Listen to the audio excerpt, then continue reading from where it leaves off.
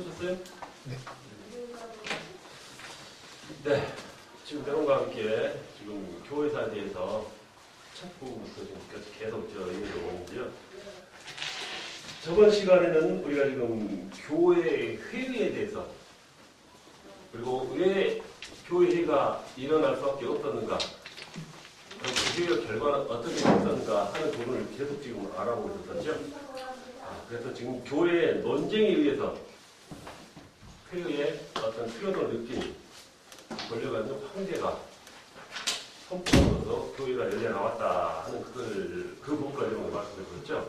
그래서 교회 논쟁에서 대대적인 박해 후에 온 승리 그 부분을 앞서서 먼저 말씀드렸었어요. 자, 핍박만 받다가 국교까지 이르게 되는 그 과정과 그 이유에 대해서 여러분과 함께 설명을 나눴었고 그 중심에는 콘스탄틴 대제가 큰 역할을 감당했다 하는 부분도 말씀드렸죠. 그래서 콘스탄틴 대제라는 인물, 어떤 사람이었다, 어떤 과정으로 또 태어났었고 어떤 삶을 살아왔었다. 그리고 그가 남긴 업적에 대해서 한번 알아봤었죠. 기독교에 끼친 공헌, 그리고 황제로서의 남긴 업적들, 그리고 콘스탄틴 황제 이후의 후계자들에 대해서도 함께 나눠봤습니다. 그래서 그 다음 항목으로 이제 교회 회의에서 지금 다루고 있는 부분이죠. 가장 먼저 니케아 회의가 언제 일어났었고 왜 이 회의의 필요성을 느껴서 발생하게 됐다. 회의가 수립된 원인 그리고 회의 결과에 대해서 여러분과 함께 살펴보았습니다. 그리고 그 다음에 콘스탄티노플 회의가 또 다시 일어났죠. 역시 마찬가지로 이 회의가 일어날 수밖에 없었던 소집된 원인 그리고 그 회의의 결과까지 알아봤었고 더 상세하게 이제 니케아 콘스탄티노플 구제의 신조에 관해서도 여러분과 함께 살펴본 과정이 있습니다. 그래서 저번 마지막 시간에 지금 다시 썼었죠. 1. 아리우스파와 또 반아리우스파의 응전과 우세 시기인 콘스탄틴 황제 사망 시까지는 어떤 과정을 거쳤다 하는 부분을 지금 그 과정에 여러분과 설명하다가 저번 시간을 마쳤습니다. 자, 그래서 콘스탄틴 니케아, 콘스탄틴 신조에 관해서 지금 말씀드린 대로 제1항에 있었던 아리우스파와 반아리우스파의 응전과 이들의 우세 시기죠. 그들의 실권을 가졌던 어떤 그런 시기라고 보십니다. 그리고 또 콘스탄틴 황제의 사망 시까지를 나눠서 썼단 말씀을. 그래서 저번의 과정에서 바로 들어가면 또 맥이 끊길 수가 있어요. 물론 여러분 잘 들으셨겠지만 다시 한번 되돌리는 방향에서 조금 더 앞서서 다시 한번 설명을 하도록 하겠습니다. 자, 니케아 회의에서 이제 이 아리우스주의를 정죄를 했습니다. 회의를 통해서 잘못된 이단 사상이 들어왔기 때문에 이 회의를 통해서 정죄를 했어요. 자, 정죄는 했지만은 그 논쟁은 그것으로만으로 그치지 않았다 하는 것입니다. 그래서 그 후로도 한 50여 년 동안 이렇게 계속 되어 오다가 이렇게 된 원인은 신조를 발표하고 또 그들을 또 이렇게 정죄를 했지만 그 논쟁이 끝나지 않았다는 것입니다. 한 50년 동안 이 상황이 계속 이어져 왔다라는 것입니다. 자, 그래서 이렇게 된 원인이 있다는 것이죠. 그 원인은 일부 감독들이 그 니케아 신앙 형식에 대해서 이제 진지하게 자기들 나름대로 어떤 의문을 제기하기 시작했다는 데 있었다는 것입니다. 자, 그리고 또한 정권을 지닌 그 황실에서 그 정책들이 뒤바뀌죠. 이제 돌변을 하는데, 즉 콘스탄틴 황제의 개종이 모든 신학적 그 논쟁에서 이제 중요한 요소로 작용했었다 하는데 그 원인이 있었다는 것입니다. 그래서 니케아 회의의 그 결정 사항에 대한 감독들의 그 불만, 물론 결정을 내리고 정죄를 했지만 그것에 대한 불만은 일찍부터 예상한 대로 다시 꿈틀꿈틀거리며 되돌아왔다는 것입니다. 자, 이 회의가 진행되는 동안에 그리고 주안점이 저번 시간에 좀 말씀드렸던 니코메디아의 유세비우스가 해석한 아리우스주의로 추격되는 거죠. 잘못된 어떤 그 신앙에 변질된 그런 모습입니다. 과정에서 회집한 대부분의 감독들은 그 당시 사벨리스주의에 대해서는 이런 방법도 언급하지 않은 채 아리우스만 정지했던 신앙 형식을 받아들이는 쪽으로 이렇게 기울어졌다는 것입니다. 그러나 감독들이 자신의 말대로 그 교회로 돌아와서 실정을 살펴보니까 아리우스주의는 아직까지 크게 걱정하지 못되고 도리어 사빌리스주의가 여전히 골칫거리로 이렇게 성가시게 굴었다라는 것입니다. 그래서 그 회의 결정이 과연 현명한 것이었던가 하는 그 의문을 제기하게 된 시기가 되었다는 것이죠.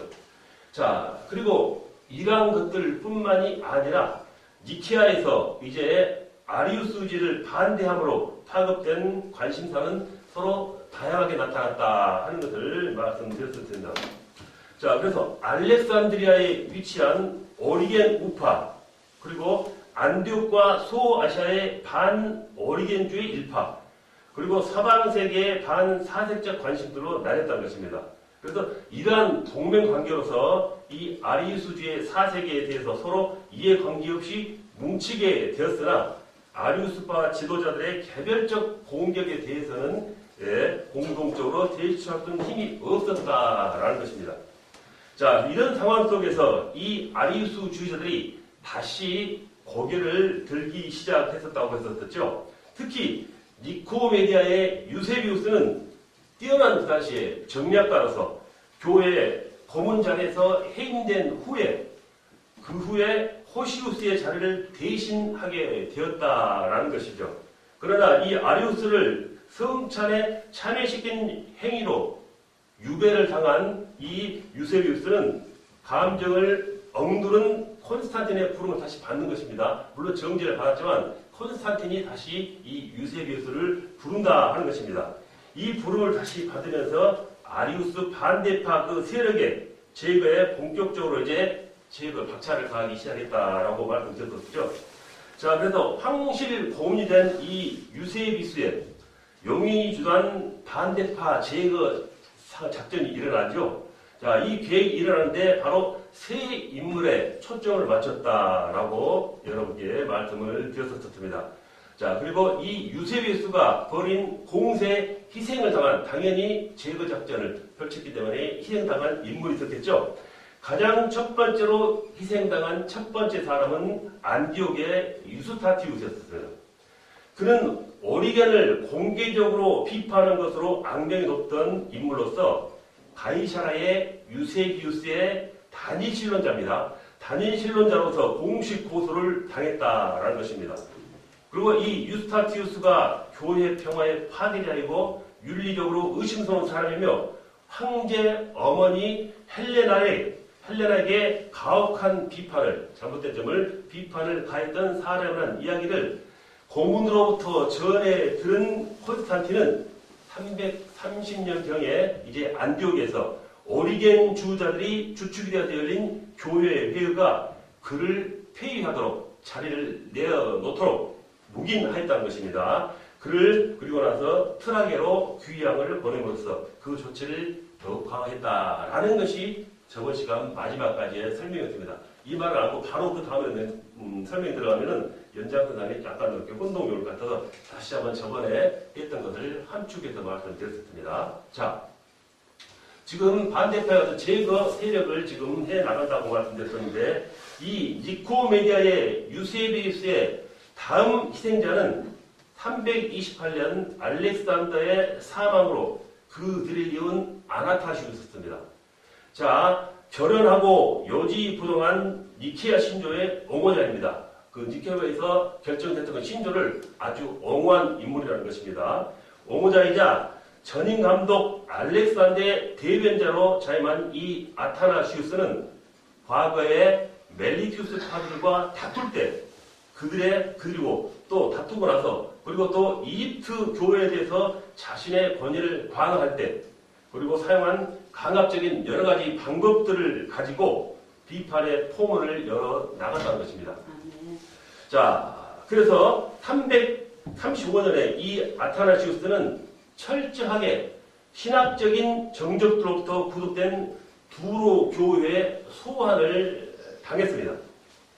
그리고 여러 가지 제목들 중에서 이제 아르세니우스라는 멜리투스 감독에 대해 살해 음모를 했다는 어느 잘못된 어떤 그런 고소를 당하게 된다라는 것입니다.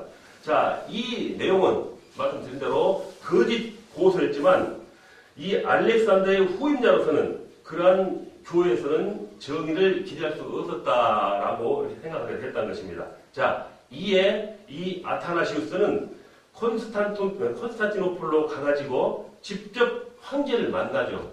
그래서 직접 황제를 만나가지고 호소하기 위해서 두로를 몰래 빠져나왔습니다. 그러나 황제에 대한 그 호소문은 아무런 효과와 성과가 없이 끝나고 말았죠. 그래서 이 니코메디아의 유세비우스와 그의 동료들은 지금 이 아타나시우스가 수도에 대한 이집트의 공무를 중단하겠다. 이런 건 신앙상의 정치적 상황이겠죠. 그런 상황이었다고 위협했다는 말로 황제를 이렇게 거짓으로 설득을 했다라는 것입니다. 어떻게 보면 이것은 국가적인 차원에서 볼 때는 아주 반역에 해당한 그런 행위로 받아들였다는 것입니다. 그래서 이 반역죄에 해당함으로써 그 말을 사실인지 거짓인지 조사해보지도 않고 이 콘스탄틴은 아타나시우스를 독일의 트리어로 귀양을 보냈다라는 것입니다. 이것이 바로 이 아타나시우스에 대한 첫 번째 귀양이었다라고 우리가 역사적으로 우리가 지금 알고 있는 내용인 것입니다. 자, 이 유세비우스가 거둔 마지막 승리는 또 다른 반오리겐 주자인 안키라의 마르셀루스를 폐위하고 또 귀양을 보냈습니다. 하나는 지금 제거를 했죠. 자, 또 한 사람을 제거하려 든다라는 것입니다. 그는 아리우스에 대해서 아주 공격적이고 그리고 확고한 입장을 취했던 동방 감독이었으나 단일 신론적인 그런 경향을 분명하게 지님으로써 쉽게 정죄받고 말았습니다. 자, 단일 신론이라는 것은 잘못된 이단 사상이죠. 잘못된다는 것입니다. 그래서 이 경향을 분명하게 가졌음으로써 정죄받고 말았다는 것이죠. 자, 그래서 이 상을 우리가 요약을 해보면은 330년부터 7년 후 콘스탄틴 황제가 죽을 때까지 니케아 회의의 옹호자들은 번번이 패했다는 것입니다. 자, 니케아 회의에서 결정된 한 상황이죠. 그 신조를 옹호했던 그 자들이 다 이렇게 지금 패배하고 말았다는 것입니다. 자, 그래서 이 황제의 주된 관심은 신학적인 면보다는 오히려 정치적인 면에 관심이 더 많았다 하는 것이죠.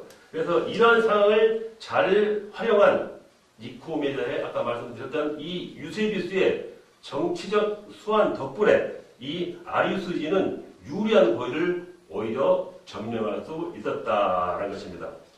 자, 그래서 설상가상으로 이 니케아의 옹호자들 가운데는 그들의 이론이 이제 사벨리우스주의에 어떻게 다른지 보여줄 수 있는 능력이 결여가 되어 있기 때문에 상황은 점차 더 어려워졌습니다. 자, 니케아 신조에서 확실하게 들렸던 신조를 지켜나갈 그 면이 없다는 것입니다. 그 아리우스주의자들과 싸워서 당해낼 그 힘이 약했다라는 말이 되겠죠. 자, 그래서 이렇게 니케아파의 패배는 콘스탄틴 자신이 임종시에 니코메디아의 유세비우스 손에 침례를 받았다는 사실도 분명히 적어진 것입니다. 자, 콘스탄틴이 올바른 신조를 믿고 거기에 옹호했다면 죽었을 때, 바로 죽을 때, 이 잘못된 사상을 가진 유세비우스에게 침례를 받지 않아야 한다는 그런 말씀이 되겠죠. 자, 이렇게 앞서 이렇게 말씀을 드렸듯이 콘스탄틴 황제 사후에 이제 로마 제국은 콘스탄틴 황제의 세 아들에 의해서 3등분이 되고 말죠. 자, 맏아들인 콘스탄틴 2세. 이 사람은 영국, 갈리아, 스페인 등 사방을 관리를 했고, 둘째 아들 콘스탄티누스는 소아시아, 시리아, 이집트 등 동방을, 그리고 셋째 아들은 콘스탄스는 북아프리카를 포함한 제국의 중앙부를 이렇게 차지했다라는 것입니다. 그 세 아들에서 이 지역적으로 세 갈래로 분배했다라는 말씀이 되겠죠. 자, 그래서 이 콘스탄스는 338년 아타나시우스를 다시 알렉산드리아 감독으로 복귀시켰습니다. 아까 반아리스파 주제에서 쫓겨났던 그 아타나시우스가 다시 콘스탄스에 의해서 불림을 받았다라는 말씀인 것입니다. 즉 알렉산드리아 감독으로 다시 복귀를 시켰습니다. 자, 그래서 339년에 이제 알렉산드리아에는 아나타시스의 주도로 약 100명의 감독들이 이제 모여서 니키아 신조를 다시 재확인하는 그런 시간을 갖게 되었다라는 것이죠. 자, 그리고 340년 장자, 제 큰아들이죠. 콘스탄틴 2세가 막내 동생 콘스탄스에 대한 주권을 확보하는 그 과정에서 기습을 당해가지고 사망을 하고 말죠. 전사하고 맙니다. 자, 그래서 콘스탄스가 이제 서방을 통치하게 되었다는 것입니다. 자, 제국은 이제 서방의 콘스탄스 그리고 동방의 콘스탄티우스가 분할해서 양분되는 상황이 오게 된 것입니다. 자, 동방의 통치자가 된 콘스탄티우스는 아리우스파와 이제 반아리우스파를 지지했고 서방의 지지자 콘스탄티는 니케아 신조를 옹호했다는 것입니다. 자, 이런 권력과 신앙의 어떤 신조가 어떤 차이를 가지고 인해서 이렇게 양분되는 어떤 정권과 함께 이렇게 양분되는 그런 상황을 맞이하고 있다라는 것입니다. 자, 콘스탄티우스가 동방의 통치자가 되자 아타나시스는 또다시 다시 한번 두 번째로 쫓겨나고 맙니다. 그래서 로마로 다시 피신하게 되죠. 자, 이런 정치적 상황 속에서 재기를 노리는 아타나시우스 그리고 마셀루스 그리고 다른 감독들은 유배지에서 이렇게 기환의 기회를 노렸고 이제 니코메디아의 그 유세비우스는 황제 신윤을 등에 업고 이렇게 동방교회의 지도자들을 폐위한 바 있는 감독들의 지위를 둘러싸고 일련의 논쟁이 일어나는 그런 상황을 다가오게 되었다는 것입니다. 자, 그래서 이 니코메디아의 유세비우스는 교회에서 이단으로 정죄된 그런 자들을 복직시킬 수 없는 자들이 이단들이었으므로 자, 그 결정이 무효라는 입장을 취했다는 것입니다. 자, 그들을 쫓아내고 즉 폐위를 시켰는데 오히려 그 사명을 감당했던 자들은 이단이었다는 것입니다. 그래서 그와 같은 처사를 받아들일 수 없다라는 입장을 말한 것입니다. 자, 그래서 아타나시우스와 마르셀루스는 로마 감독 율리우스에게 동정을 호소했고 율리우스는 340년에 교회 회의를 또 소집을 했습니다. 자, 그래서 이 교회 회의는 아타나시우스와 마르셀루스에 대한 폐위 조치한 부당함을 공포했습니다. 자, 아타나시우스가 다시 쫓겨났다고 그랬죠. 폐위됐다는 것입니다. 그렇지만 이게 잘못됐다라고 지금 반론을 제기하고 공포했다라는 것입니다. 자, 그래서 자기들이 요청한 교회 회의에 참석을 거부당한 동방교회 지도자들, 특히 동방에서 이렇게 세력을 장악한 이 반아리우스파는 4개의 신조를 발표했는데 극단적인 아리우스주를 반대하면서도 니케아 신조의 핵심 단어인 호모우시우스라고 그러죠. 이거 바로 동일본질이라고 얘기한 것입니다. 자, 반대하면서도 니케아 신조의 핵심인 이 동일본질을 회피했다라는 것입니다. 자, 안디옥 교회에서는 니케아 신조에 대해서 공식적인 교리적 반발을 시작했다는 점에서 다시 중요한 의미가 받아들이는 그런 회였다라는 거죠. 다시 니케아 신조가 다시 이렇게 일어설 수 있는 그런 어떤 상황의 조란점을 마련한 회의였다라는 것입니다.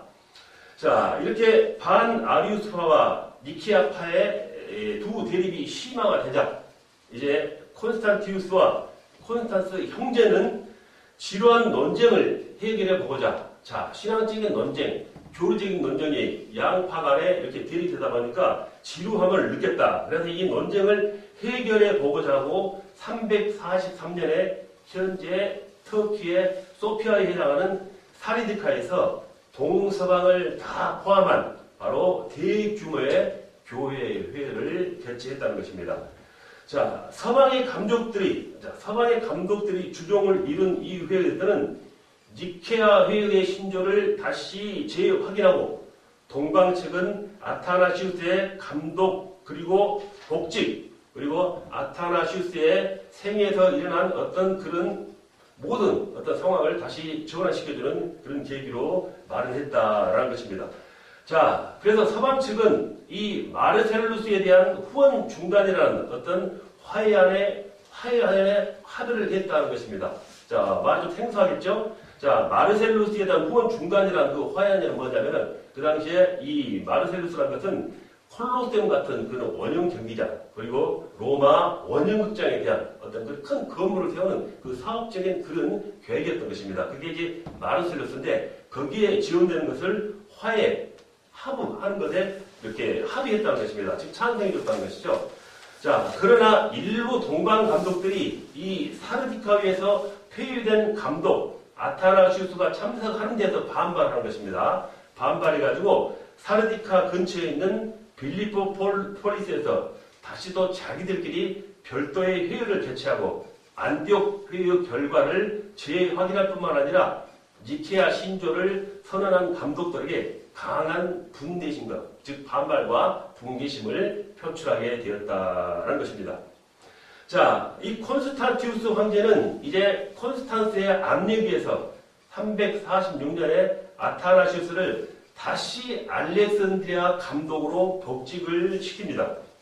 그러나 350년에 서방 황제 콘스탄스는 왕위 찬탈자 마그넨티우스의 지지자들에서 살해를 당하죠. 정적들에 의해서 살해를 당한다는 것입니다.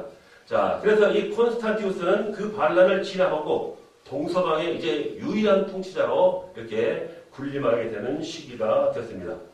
자, 그래서 353년부터 이 콘스탄티우스가 사망한 361년까지 8년 동안은 니케아파의 철저한 패배 시기가 되고 맙니다.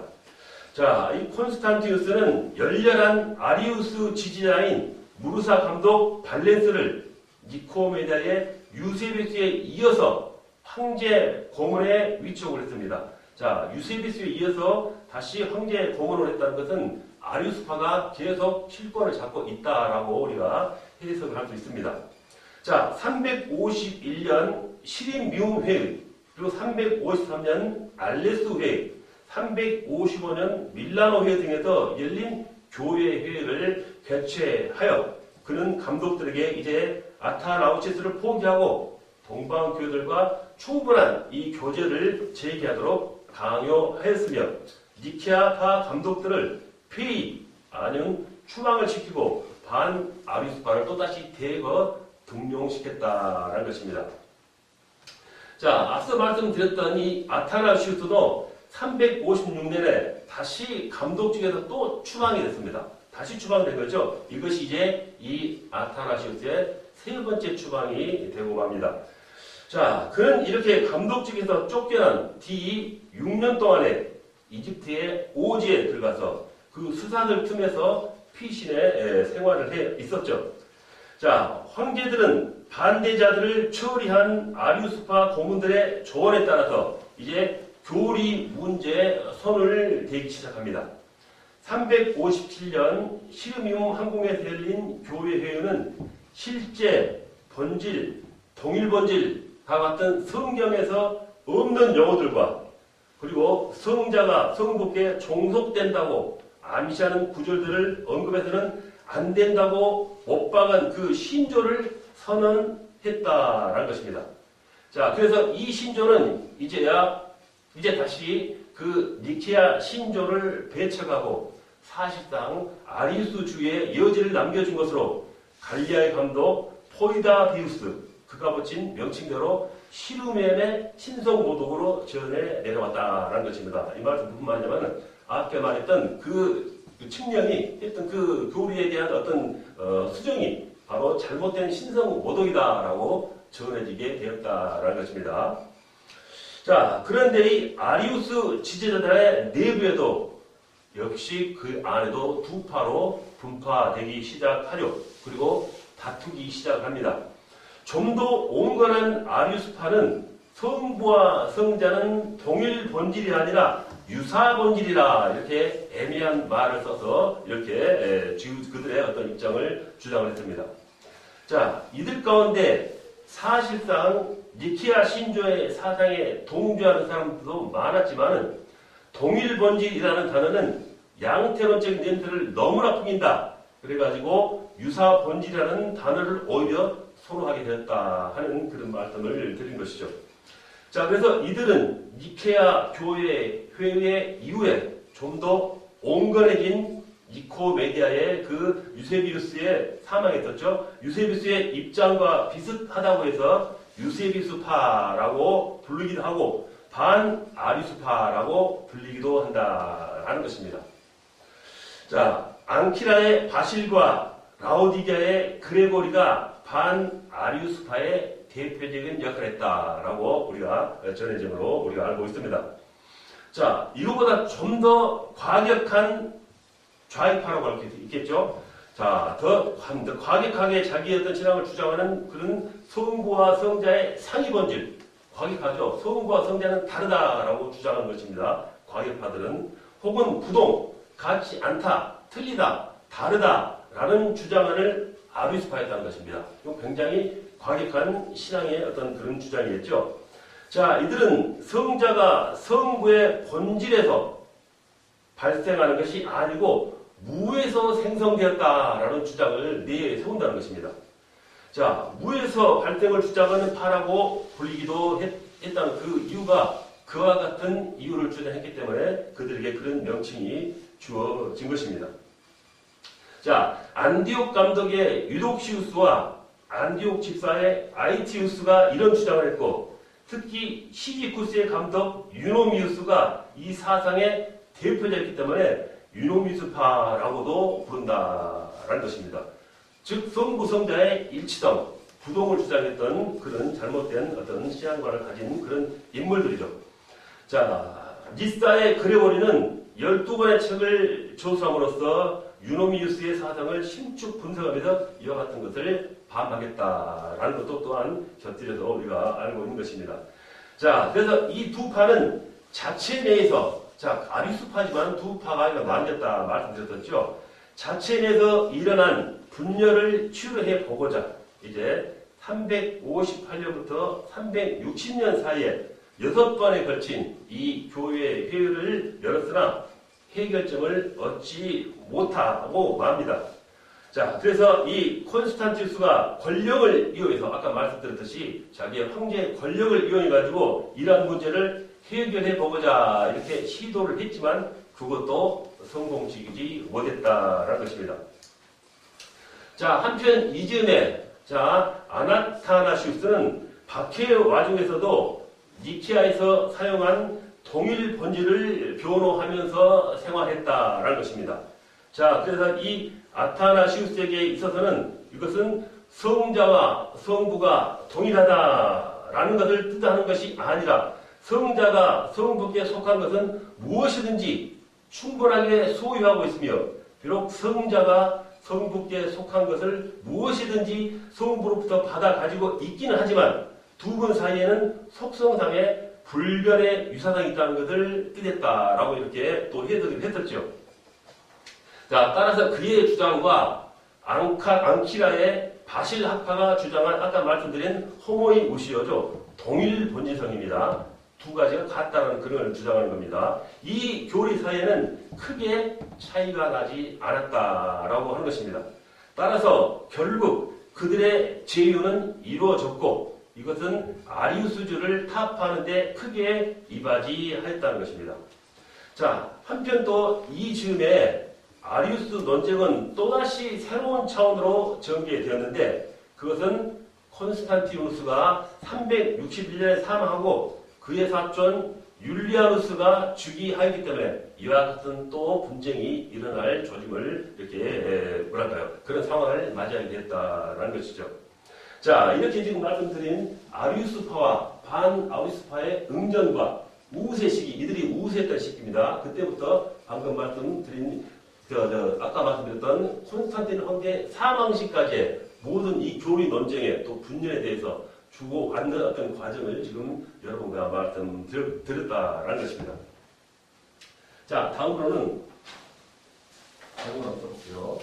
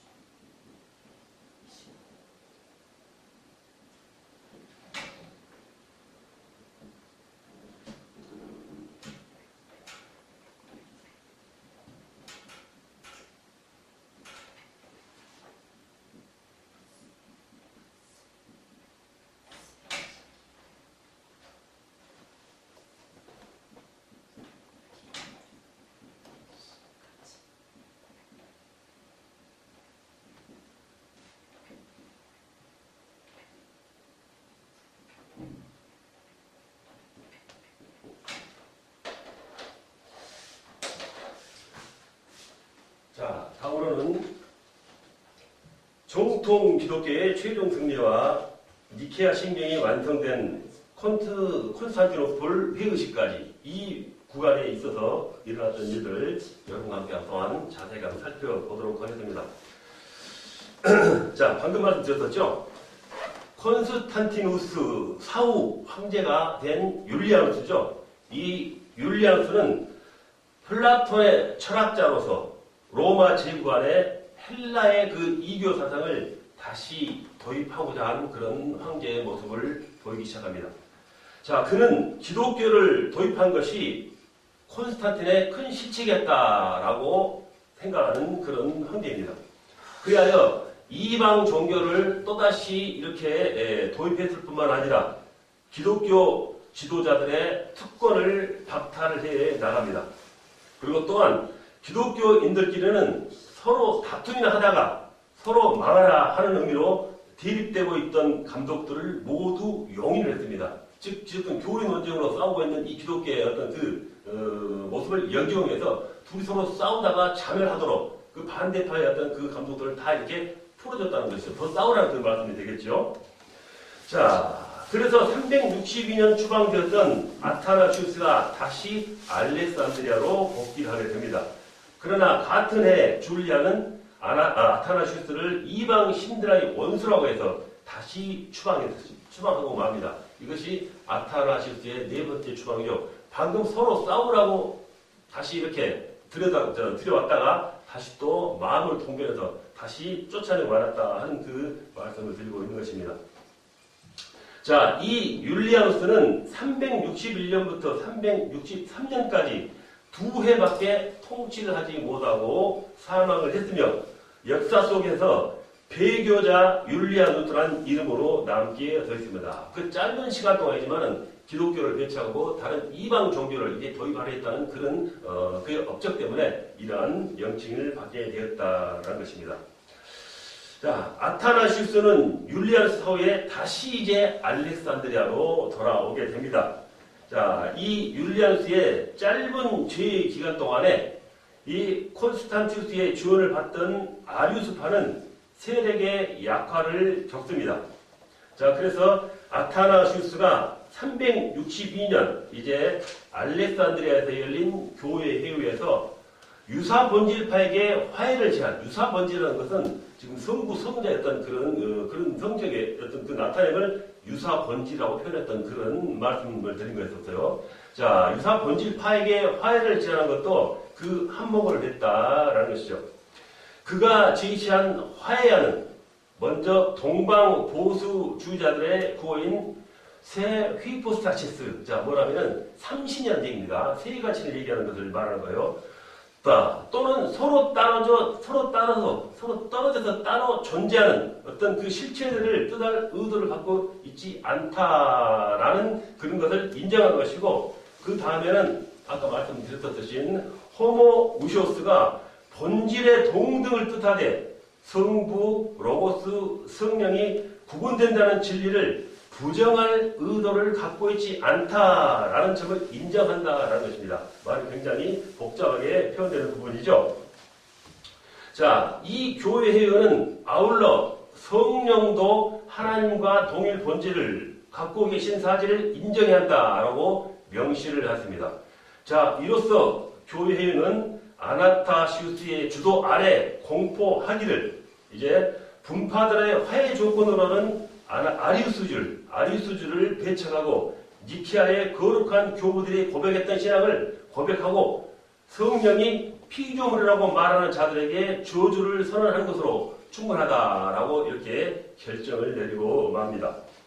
자, 율리아누스 죽었죠. 율리아누스의 후계자인 요비아누스 황제는 다양한 기독교 분파에 대해 관용을 베푸는 정책을 썼습니다. 자, 요비아누스의 사후에 통치권을 또다시 받은 발렌티니안 1세기에 넘어갔는데 그는 동방을 효과적으로 이렇게 통치하기 위해서 아우인 발렌스에게 동방 통치권을 넘겨줬다는 것입니다. 자, 이 발렌스는 니케아파에게 완강하게 적대를 하여 356년에 아타나시우스를 다시 감독직에서 추방을 합니다. 이것이 아타나시우스의 5번째이자 이제 마지막 추방이 되었습니다. 자, 그래서 이 아타나시우스는 시골집으로 낙창을 하게 되지요. 그러나 이 아타나시우스는 이듬해 또 발렌스의 후계자 그라티아니의 직분에 그라티안에 의해서 직분이 다시 회복되었고 성령 회방론자들과 투쟁을 하다가 결국 373년에 죽고 맙니다. 자, 그래서 이 아타나시우스가 죽을 무렵에는 아리우스주의에 맞선 그 투쟁에서 지적, 정치적 이런 지도권이 이른바 신니케아파라는 새로운 집단으로 넘어가게 됐다라는 것을 우리 또한 역사적을 통해서 알고 있는 것입니다. 자, 이 파의 주역들은 3명의 위대한 갑바도기아 교부, 즉 가이샤라의 바실, 그리고 니사의 그레고리, 그리고 나지안수스의 골고리, 이 3사람이 주역이 된다라는 것입니다. 자, 이 갑바도기아의 교부들이 옛 니케아파와 그리고 아까 말씀드렸던 호모이 우시우스파, 동일본질파입니다. 동일본질파로 대표되는 동방전승에 대해서 이뤄놓은 이 화해 열쇠는 본질 그리고 본체라는 단어의 뜻을 조심스럽게 이렇게 구분한 데 있었다라고 말씀을 드린 것입니다. 자, 이 두 단어, 본질, 본체이죠. 이 두 단어는 철학적 문호 속에서 그리고 심지어 니케아 회의 결정 가운데서도 동의어적으로 사용되었으며 라틴어로는 본질로 번역이 되었다는 것입니다. 자, 이 갑바도기아 교부들은 이 두 단어를 구분해가지고 본체, 자, 이 본체라는 것은 사물의 개별적 존재를 언급하는 뜻으로 본질은 같은 종류의 모든 개체들이 다 같이 공유하고 있는 본질로 분리해서 사용했다는 것입니다. 따라서 이들은 하나님의 안에 3개의 본체가 있으나 한 본질만 있다고 주장했는데 다른 말로 우리가 말한다면 3개의 개별적 존재가 이 3개의 개별적 존재가 하나의 신적 본질에 참여한다는 그런 뜻을 주장했다는 것입니다. 더 나아가서 이 갑바도기아 교부들은 하나님의 존재 또는 본질의 통일성은 하나님의 행위 또는 작용의 통일성을 함축한다고 이렇게 철학적인 어떤 자기들만의 주장을 했다는 것입니다. 달리 말해서 세 위격이 서로 다른 활동에 참여하고 있기 때문에 서로 간에 구분되는 것이 아니다라고 말하는 것입니다. 자, 비록 독특한 방법들을 통해서 이긴 하지만은 모든 신적인 행위에서 세 위격이 포함된다라고 했다라는 것입니다. 자, 위격들을 서로 구분하게 하는 유일한 것은 그들 간에 서로 관계를 맺고 있는 각각 한 신앙의 원천, 즉 출생, 그리고 방출, 그리고 발출이라고 그러죠. 이 3가지 어떤 그런 단어를 사용하면서 이 앞서 말했던 것을 이렇게 풀이를 하고 있다는 것입니다. 자, 이러한 갑바도기아 교부들의 신학은 니케아 회의에서 거의 언급하지 않은 성령의 신성을 이제 분명히 한 것으로 큰 의의를 지니게 된다는 것입니다.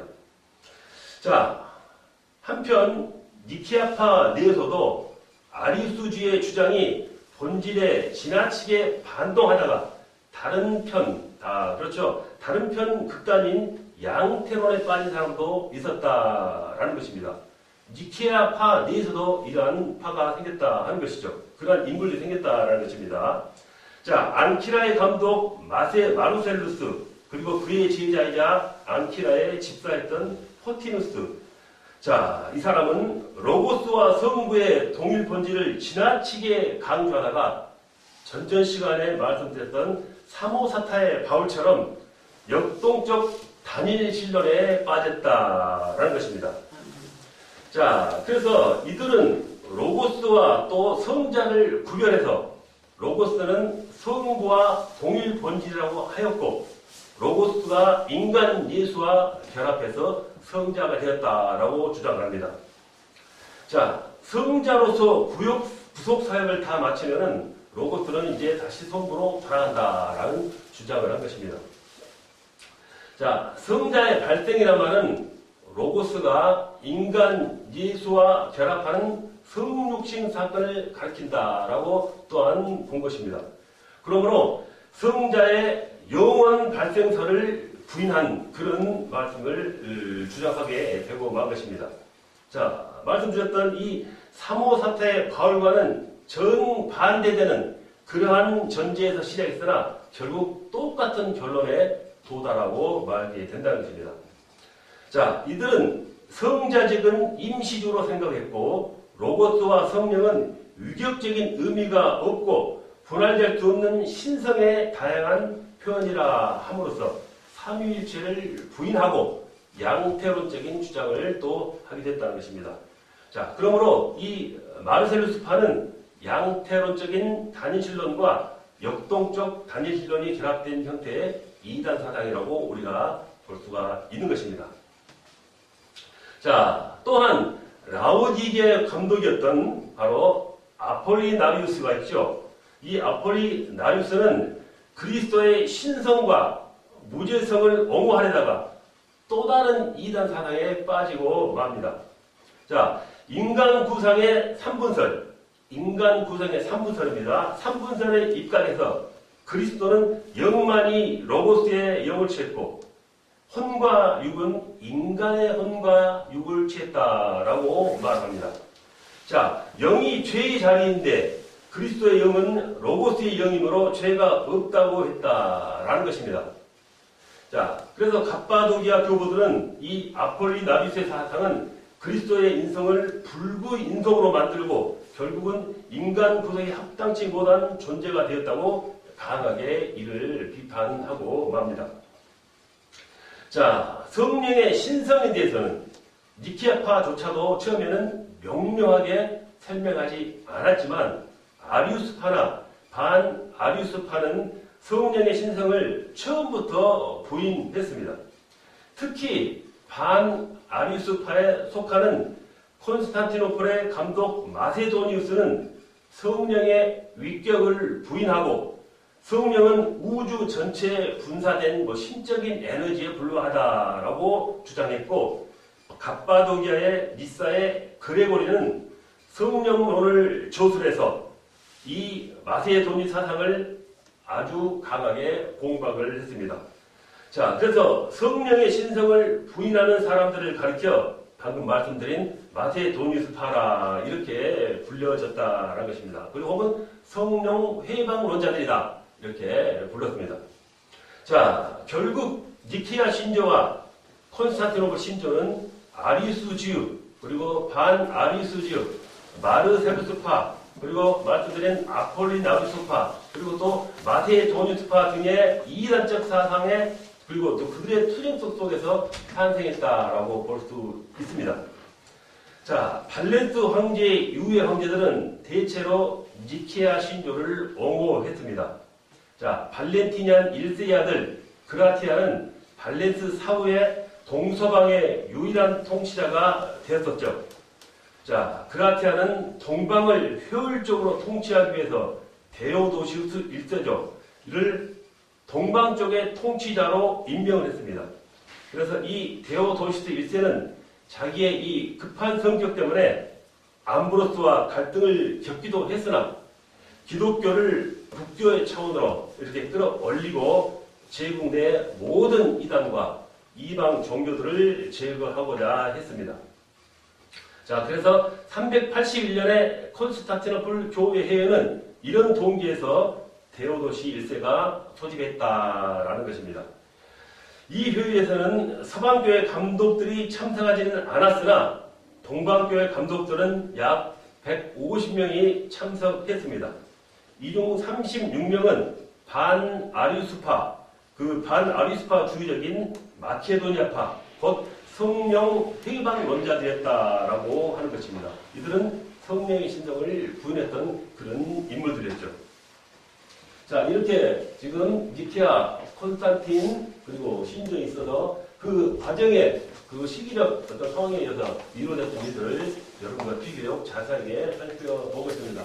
그래서 아비스파와 반아비스파의 응전과 우세 시기인 콘스탄틴 황제 사망 시기까지를 말씀드렸었고, 방금 정통 기독교의 최종 승리와 니케아 신경이 완성된 콘스탄티노폴 회의 시기까지를 말씀을 드렸습니다. 자, 역사적인 사건이고 여기에 우리의 귀에 익숙치 않은 인물들의 그런 이름들이 나오기 때문에 얼른 귀에 들어오지 않을 것으로 저는 분명히 생각합니다. 그렇지만 이러한 역사적인 과치면서 교리 논쟁이라든가 그런 교리 논쟁 이유 때문에 이런 종교회가 이루어졌다라는 것은 여러분이 그것만 아셔도 일단 수업의 목적을 완성했다고 봅니다. 자, 다음 잠깐 쉬었다가 두 번째 시간 이어가도록 하겠습니다.